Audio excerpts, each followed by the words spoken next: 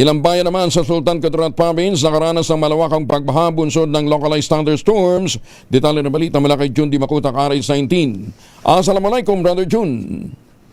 Alaikum Brother Angel. Biglang nag-overflow ang Alip River sa bahagi ng barangay poblasyon sa bayan ng Colombio, Sultan Kudarat Province dahilan na rumagasa ang tubig baha sa mga kabahayan. Batay sa ulat ng PDRRMO, Sultan Kudarat Province nakaranas ng tuloy-tuloy na pag-uulan sa lugar bunsod ng pag-overflow ng Ilog Alip dahilan na may mga residenteng na-trap sa mabilis sa pagtaas ng tubig baha.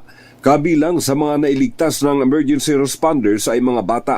Nagtulong-tulong na ang iba't ibang sangay ng concerned line agencies ng LGU Colombio sa rescue operations. Iniutos naman ni Sultan Kudarat Governor Dato Pax Ali Mangudadatu ang mandatory evacuation sa mga residenteng nasa bahaing lugar sa bahagi ng probinsya ng Sultan Kudarat.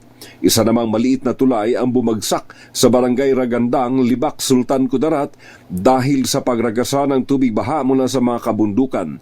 Nagbayanihan ng buhati ng mga residente ang mga motorsiklo na nais maitawid sa kabilang pampang sa gitna ng rumaragasang tubig baha sa ilog.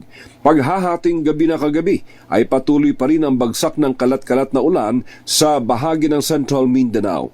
Batay sa weather advisory ng Pag-asa, may mga lugar sa Mindanao ang nakakaranas ng malalakas na ulan, bunsod ng localized thunderstorms o itong pulu-pulong pag-uulan na may kasamang kulog at pagkidlat. Mula sa Central Mindanao, RH19, Jun Di Makutak, DZRH, una sa Pilipinas, una sa Pilipino. Sukran, Jun.